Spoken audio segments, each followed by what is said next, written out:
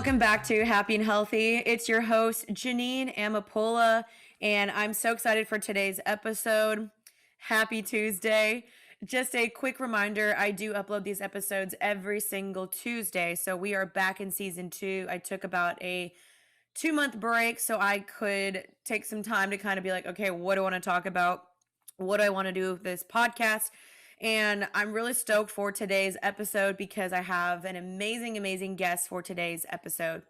Now, this is a topic that really picked up in 2020 and it's still an ongoing conversation and it should be an ongoing conversation. And so I'm really stoked for today's guest because her name is Danielle Coke. She's a friend of mine. I met her back in October and she's a Black woman. And the reason why I think she's just so great for this is that she's able to bring in her firsthand experience of what it's like to be a Black woman, what she would like to see going forward in 2021. And also, she just has this incredible platform, which she'll talk about, where she talks about this all the time on her Instagram. And she's just really someone that's standing in the gap and that's on the forefront of this. And I just admire her. She inspires me. And so I just really wanted to chat with her about this because I just think she is awesome and can bring a really great perspective. So I hope you guys enjoy today's topic. I hope it encourages you. It gives you something to think about. And it's just a really great conversation for you guys to listen to from someone that is doing an incredible job at this. So thank you guys for listening today. Again, if you're new here, my name is Janine Amapola and I upload every single Tuesday. So let's just get right into today's episode. All right, you guys, we have a very special guest on here. I'm so excited to bring on my friend Dani. Dani, welcome to Happy and Healthy. Thank you for having me. You are amazing. I'm so excited for us to talk. Oh, I'm so honored to have you on here. So just a little bit of a backstory. Dani and I actually met in Minneapolis back in October. We went to this event called, it was Pulse, right? Mm-hmm. Pulse. And we did a whole conversation, like an open table conversation about race and justice, and also coming from a Christian's perspective, which I thought was such an awesome conversation. And so we met there, and Dani literally is just a little light. Like, you are just a little light of joy. And I was like, she's just so sweet. And I just felt like we just clicked. At least I thought so. I was like, she's just so kind. And I just love what you do. Like, she has a whole Instagram that popped off in 2020. So I guess just introduce maybe yourself, your story, why you started it, and like, how did your Instagram just take off like that? Yeah. Well, thank you for your kind words. What an intro. But yes, 2020 sounds about right. So in December of 2019, my mom and dad got me an iPad for Christmas, and I do graphic design and social media marketing for a living. Well, at the time, that's what I was doing. And so when I got the iPad, I was like, oh, how exciting. Like, I can have a digital illustration outlet and I can learn how to do this for fun. So I learned how to play with Procreate and use my Apple Pencil, and I was super cute. I would like draw song lyrics and post them. And I love that. Yeah, it was just a really innocent like hobby. And when Martin Luther King Jr. Day came in early 2020 in January, illustration and talk about something more meaningful like his legacy. And one thing that I mentioned was that I feel like sometimes his legacy has been diluted and people may see him more of just as a peacemaker or someone who just followed all the rules. Well, in all actuality, he was a radical disruptor. He challenged the status quo. He went to jail like a million times. Like, this man was a disruptor. So I wanted to kind of make a piece of art that spoke to that. So I drew a very simple art piece and posted it. And then people who I didn't know were sharing it. And that was so shocking to me because I didn't even know people who didn't know me could find my page like that.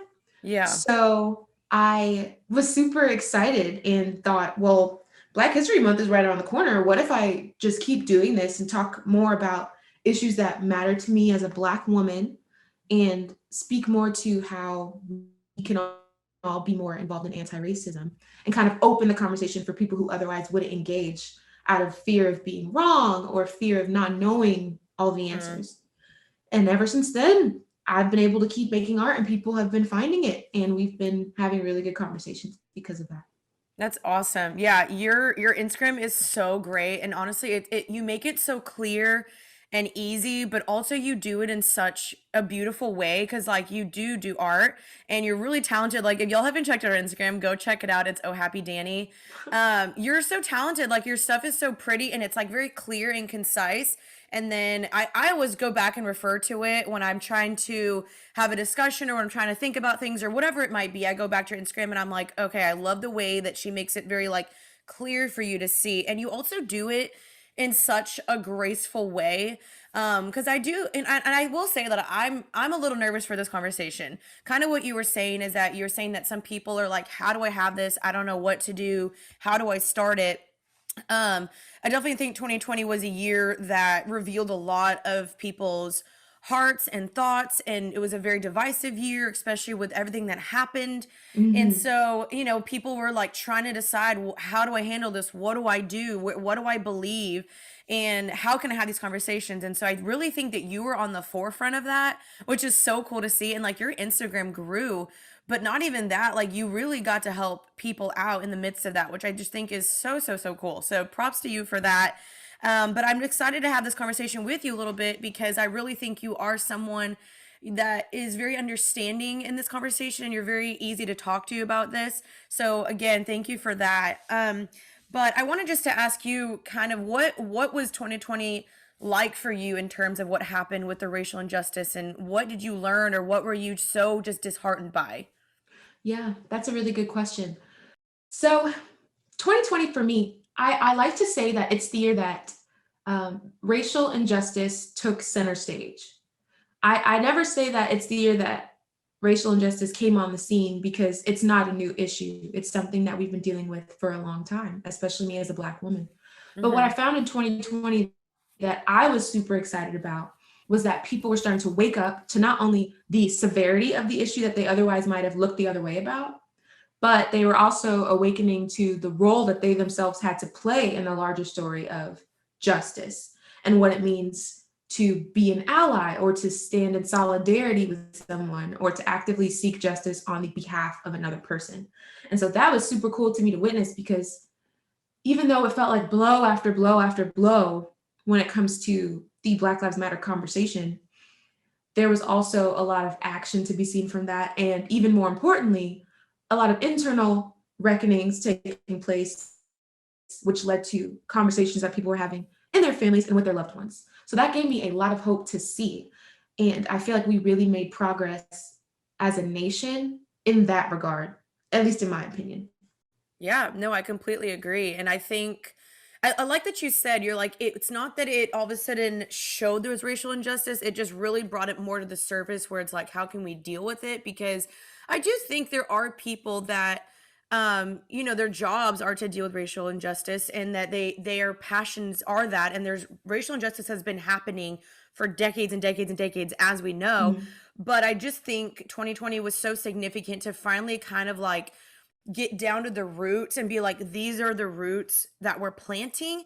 And which, when you have roots, something's going to grow eventually. If you water it, it's going to grow. And so it kind of showed throughout the last couple decades or whatever that is, centuries, that this is what we've been growing. These are the roots. So it's like, how can we dig up those roots? How can we address those roots? And so I definitely think 2020 was that for a lot of things. But yeah, I think it's just really cool that, it was a conversation and honestly, it made me check myself a lot too, because it's like, how everyone's like, I'm not racist. I'm not racist. Like everyone wants to immediately be like, I'm not racist. But it still makes you have to check yourself and then also check your language and your lingo of like, okay, because I mean, then people started saying, well, you shouldn't even say the phrase, I'm not racist. It's like, there's different ways to say Mm, that are more comforting and helpful and instead of just being like immediately trying to defend yourself. And so even for me, I thought it was really great because there were things that I was like, I didn't even know I thought that. I didn't even know that was wrong to say. And so I'm really glad that mhm, it even allowed me to check myself. And I'm not perfect. I'm sure there's plenty things I can still learn or grow from or whatever. But personally, for me, I'm glad that it kind of helped me, but also not even just for me, because this isn't about me. I'm glad for America, for my Black brothers and sisters, that there is change and that really awesome things have happened. And I really do think that we are digging up the roots a lot. So I'm really happy to see that change. Yeah, and I love that you said that as well, because even the phrase "I'm not racist," a lot of people were clinging to that naturally, because in a season where racial injustice is like ripping through the nation, you don't ever want to be like think that you're a perpetrator of that problem. But one thing that I Yeah. really love, and I know we were just talking about Dr. King, one thing that he said that I really love in his letter to Birmingham jail, he was like, you know, it's not necessarily the KKK or the extremists that I'm overtly concerned about. Like, obviously, that's problematic completely, but it's not even them that worry me the most. He said, I'm most concerned with the white moderate. And he's basically saying the people who aren't necessarily externally actively being racist, but the ones who are okay with being apathetic, who prefer what he called a negative peace, which is the absence of tension, to a positive peace, which is the presence of justice. And he Wow. said, it's y'all that worry me the most. Not that you're overtly racist or anything, but that you're okay with not, like you said, having those internal checks with yourself. Like, am I biased in this way? Am I prejudiced? Like, Uh-huh. do I use microaggressions? Like, where am I falling short? Yeah, he said those people who aren't even caring about that stuff, who are just okay with everything as it is, he said those are the ones who worry me the most. And so I love that it feels like, especially the white moderate, as a whole, as a group, really came forward and said, yeah, I think it is time for us to take inventory. And then not everyone who needed to have these internal checks are white. Like, Yeah. as you know, like it's across the board. There's especially for people with ethnicities that allow themselves to be white passing, meaning like I can look at you and assume you're white without knowing anything about you, meaning that you can still benefit in a way from systems that lean more towards helping white people versus helping black people. Yeah. That's just me rambling, but No, I that's say all fine. that to say it's super cool that that's something that we were able to witness, because like you said, and you had even said, like, it's not about me. And in Mm-hmm. issues like this, it's always about the community that is feeling marginalized or is being systemically oppressed. But at the same time, it's still an internal journey for everyone, Yeah. and a journey that we should all definitely keep embracing. Right. And here's what I think is so, so cool is that I feel like for the first time, it's so celebrated to either be mixed or to be dark or to have a different skin tone. Cause I mean, I personally grew up not even liking my skin tone, even though like I'm half German, half Guatemalan, even though Mhm. like I wasn't, I'm like half white, half Latina, just being a little bit more tan. I remember always kind of growing up feeling like, oh my gosh, like people don't like me or I'm not white enough for this school. And so I kind of grew up not Mm. liking my skin color. And now I feel like it's so cool. And I've already embraced that a while ago, but now it's like people genuinely like celebrate the differences of skin colors and, having interracial couples and everything of that sort. And I just love to see that we are moving towards that. And so that's just so awesome for me to see. And I'm sure for you too. Okay, the next thing I wanted just to ask you is so, from your perspective, what do you think are some of the next steps or things that can be done for more justice and racial equality? Yes. So that's a really cool question as well. I think now that we've done a lot of listening and learning and internal reflection from 2020, I think what I would love to see moving forward is acting on that knowledge, especially when opportunities present themselves, because they always will. Like, I would say, even now, as we're having this conversation, we're experiencing as a nation a huge spike in anti Asian attacks, hate crimes, and racism. All of a sudden, it's being brought center stage. But like I said before, it has been a problem, especially when COVID-19 first started.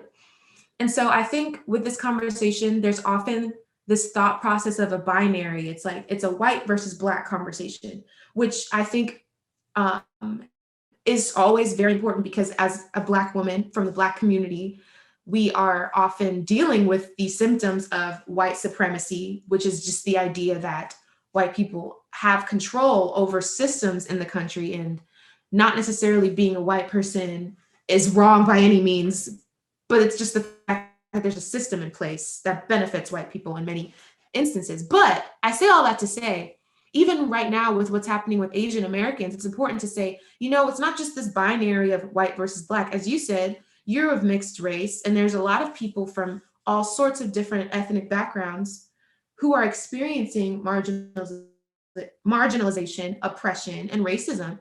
And what we're seeing now with Asian Americans is the fact that they are starting to say, no more. We need our allies to stand up and stand in the gap for us because we ourselves are experiencing trauma. And so, what I think would be super cool to see moving forward is all of us taking these opportunities to continue to be allies in many different spaces and many different conversations when we witness people being attacked or oppressed or anything, that we can stand up and say, hey, I know this is wrong. I've learned so much about racial injustice. I know what it means to stand in the gap for someone else. And I'm going to do that, whether it's spreading awareness, continuing to learn about different aspects of the conversation that I may not have visited before, learning and reading. Like, there's so much that can always be done. This is why they say that anti-racism is a lifelong journey and not a destination. So Right. that's what I'm excited to see more of. Wow. That's awesome. And I think that's so important that you're not even just standing up for the black community, because that's obviously probably where you feel like, okay, this is where I find my voice the most. But to even see the Asian community, like, I honestly, I didn't even know that was happening until I saw Right. your Instagram, and I was like, oh my gosh, whoa. And of course that makes sense, like with COVID, everyone was accusing China and accusing Asia and saying it was their fault, and and making Asians feel bad and saying you're the reason why we have the Yeah. virus and all this stuff. And so Hmm. that's horrible. So yeah, thank you for doing that, and it inspires me to want to stand up more as well. And again, I think what you were saying, or I'm sure you already think this is, but it's not just on Instagram. It's not Yeah. just in the public eye. It's the conversations you're having. It's when you're at the grocery store. It's when, your friend makes a little comment and then you're like, "Okay, how about we don't say that?" Mhm. It's in the real life as well, like closed doors and open doors. So I think that's just integrity. Absolutely. The next thing I wanted to ask you though is, as a Christian, because you are a Christian, how does it change your Right. perspective on everything going on? Like, does it shape your decisions differently? And do you get lashback for bringing in faith into the conversation? Mm. So, one thing that I like to tell people when describing the intersection between faith and justice is that I feel equipped to have these conversations on a continuous basis because of my faith. And I always say that Luke 10:27 is my favorite verse of all time. Love the Lord your God with all your heart, soul, mind, and strength, and then love your neighbor as yourself. And I grew up in a denomination of Christianity that was largely legalistic, rooted in a lot of false doctrine and things that I came to learn were just completely untrue. And so it was around college when I was having to relearn my faith and relearn what it meant to be a disciple. And that's when I was like smacked with the love of Jesus so hard to where Mm, I was like, oh, there's grace and there's mercy, and like you love me holistically. And when I experienced that, I felt like Luke 10:27 really came to life in my heart, where I was like, wow, it's through this love that I've been given that I'm fully equipped to love as Christ loves me. And so when that lit up my life, I was like, oh, I love everybody. Like, this is amazing. And with that love comes a responsibility to seek their best interest and fight for them. I had illustrated this quote. I came across this quote by C.S. Lewis that talked about what love really means. And I feel like it really matched up with the experience that I was having in my own heart with relation to Luke 10:27. And the quote says, love is not an affectionate feeling, but a steady wish for the loved person's ultimate good as far as it can be attained. And so I took that phrase, that ultimate good phrase, and I ran with it because I was like, oh, that's the embodiment of love. Me pursuing the ultimate good for someone else as far as it can be obtained. And it takes all the feeling and emotion out of it and instead makes it a commitment. And so it's that commitment that drove me to really embody this love. And so when I'm in faith spaces and this conversation comes up, it's like it just pours out of me. It's just a natural outflow. And so I that's what I'm hoping for believers, because it's not predominantly Christians who were finding me at first, because my work wasn't explicitly faith based. I mean, inherently it was, but illustration wise, it wasn't. And so when I started pressing into more faith based ideals and illustrating those as well, I would have such a beautiful conversation with Christians who were like, you know what? Yeah, I don't have to overcomplicate this conversation of race. I don't have to make it what it's not. It's a call to love and pursue the ultimate good of someone else. And that might involve hard conversations, internal processing, learning, unlearning, pursuing the ultimate good. And that's just what it is. And so Mm. I've had good experiences with believers in this regard for sure, as they awaken to all that is involved when it comes to Mm. pursuing justice. That's so good. And I'm pretty sure you made a whole you said you made a whole post about that, right? Because I'm pretty sure I saw that. Mm-hmm. Yeah, Yes. that was it was so good. And I commented the clapping emojis, I'm pretty sure. Yeah.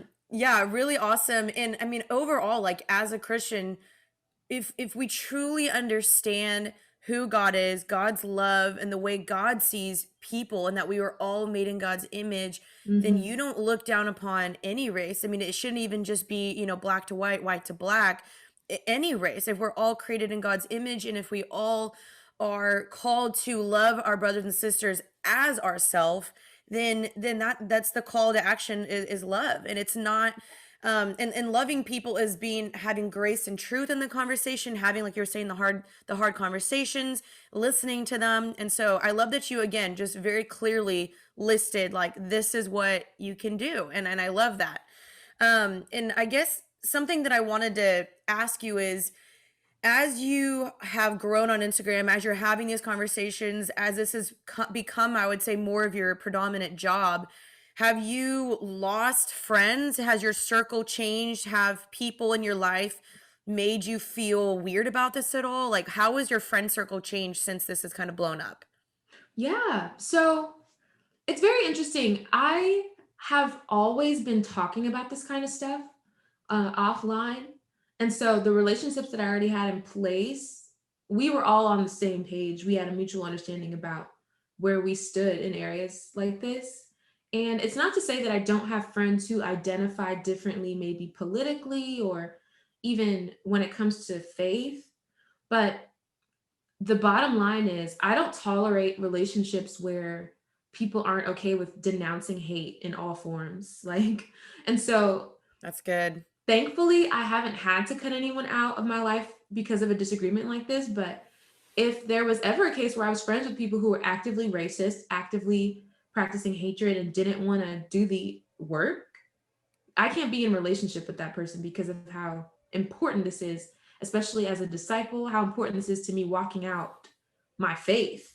Uh, so yeah, thankfully I haven't necessarily lost relationships, but I know that there are people who have, and people who are recovering from completely destroyed friendships as a result of this last year. And so I would say to that Yeah. person, if you stood for what's right and you stood for anti-racism, you stood for justice, that echoes the heart of God, and Yeah. you are right where you need to be. And I'm praying that God replaces those friendships with ones that practice and believe what you stand for, because Mm. that really does matter. That's so good. That's so, so, so good. And it is very sad to see that 2020, like instead of that uniting for something good, it just caused more division. And especially in social media. I mean, I don't know if you saw, Yeah. but I'm pretty sure we all saw, but social media definitely got very, very ugly in 2020. Yes. And I think that's why it was also so hard for people that normally didn't engage in these conversations to say something about it, because you would speak up and there would be one word that was wrong, or you didn't say this or you did say that, or it was like anything you said was either this or that, and it was like, oh my gosh. And it was like this very debilitating feeling. I know, at least that's how I felt, where I was like, oh my gosh, I feel like I can't say anything, but even though I want to, but if I say it, it's not the way that someone wants it to. So then I feel wrong. And so it's almost like you just feel paralyzed and you don't want to say anything at all, which is not good. But it just like, I feel like the problem with social media and with this conversation is that people were just pointing fingers and condemning versus being like, okay, that wasn't right, but here's lovingly maybe what you can say instead. And I've had people say that to me, and I was like, oh, I didn't even think about that. Thank you for lovingly correcting me. Again, the grace and truth.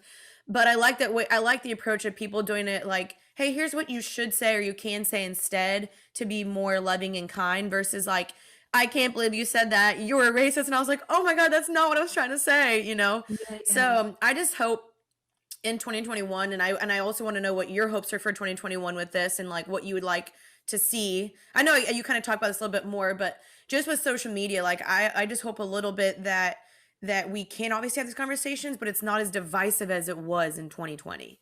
Mm. You know, when it comes to how people react to the conversation, I always say, like, my grace-based approach, as welcomed as it is, it's not necessarily the standard or the norm. And I know that people all have their different ways of engaging, especially when you're coming from a community that has been historically marginalized. It's very hard to want to have a grace-based conversation about it because it hurts so much and it's the emotions are so raw. And so while we can't always control how people engage with us, we can control how we're going to respond. And I think that's the most important part going forward. It's not that we're going to speak out about it less. We're just going to, as we learn and know better, we're going to do better. And when the opposition comes, because it always will, Yep. we just know how we're going to respond and how and what we will and will not internalize so that it doesn't affect us in such a negative way. I think that's Yeah. super important and something that I've learned and adapted to as well. So yeah, that's what I'm thinking about that. Love that. Okay. Two more quick questions for you. So, one is just kind of like a quicker thing, but is there anything that you see on Instagram right now that you're like, this just absolutely irks me? And I want to say something, but I don't know how. But like, is there something that you've seen lately about this conversation or just in general that you're like, oh my gosh, that irks me? Or maybe it was even something in 2020 you saw. Mm. One thing that I think does irk me is the call, like people deciding that because of disagreements in the racial justice arena, like if a family member doesn't agree or understand with the importance of fighting for justice, that we're cutting them off completely, deleting them from our lives, erasing them, throwing them away. I find that to be so unproductive. I do understand the need for boundaries in order to protect your inner peace and Yeah. to keep yourself healthy and happy. Yeah. But I Podcast. think it's super important to not erase, give up, and just throw those people to the wayside because that's where the Just work cancel is. them. Cancel them. Yeah. Cancel culture. I think that's where the work is in slowly and steadily over time working to help them know better and eventually do Yeah. better. And a lot of that does come with believing in God who can change hearts, but also believing in the power of knowledge and information and hoping that people will eventually get it. And some may never get it, but the trying is the work, and we Mm, can't delete people from our lives simply no. because they disagree. Yeah, That's you not cannot healthy. just control alt delete them. Bye. I don't Yeah. even think that's like the godly thing to do either. I don't think Jesus control alt deleted anybody. He actually was like, "No, let me sit with you. Let me sit with the sinner and deal with Yeah. it and partake in the conversations." And so, yeah, I really really like that because I do feel like that was something for sure that really happened is people decided either I'm with you or I'm against you. And it was like, "Wait, why does there have to be this like all or nothing mentality?" So, I really like that. Okay, last thing I kind of want to just ask you is overall, just what is something kind of a final thing you want my listeners to know? Is there any way that you can think of that how we can support and care for our black brothers and sisters more? Yeah. So I say this all the time and I'm wearing it out by now. I've been saying it for a year, but I say perfection is not a prerequisite to participation. It's something that I always say at the end of a podcast like this because I always want whoever's listening to know like you do not have to be perfect to participate in this conversation. And while it may seem like the bulk of it has died down from last year, I think that the action should not die down. Even if your social media has gone quiet, think of ways in your own personal life that you can use your gifts and your skills and your talents to do something in support of a cause that you're passionate and care about. Like even you using this podcast that you absolutely love to amplify a Black voice and have this conversation is a perfect example of that, in my opinion. How I use art to draw attention to this is also an example of that. And I think no matter what people enjoy or love, they can find ways to either use their skills to raise money for a cause or to amplify a voice or to talk about something that they care about on an ongoing basis, whether it's racial justice, which is important and has its place, or any other cause that really matters to you for personal reasons or otherwise. I think that's a really beautiful way to live. I love that. And it helps it not stop for you. It's not just a thing to check off, it's just a way of life. You're always looking for ways to make a difference. And so that's what I would encourage people to do. I love that. That's such a great answer. Definitely a great thing to think about and a good like call to action as well. So thank you so much. Okay, well, that was the conversation. Thank you for doing this with me. I thought this was really also just conducive and productive, and I really hope my listeners can benefit from this and learn something and just give them something to think about. Is there anything you want to promo? Like I know you have merch. Her merch is actually so freaking cute. I was planning on buying a shirt. I'm still planning on doing it. But her merch is very, very cute. So definitely y'all go check that out. But is there anything else you want to promo, or where can they find you? Yeah, thank you so much. I'm at Oh Happy Dani everywhere if you want to follow me on social media. And yeah, we're doing merch. We also sell prints of the art.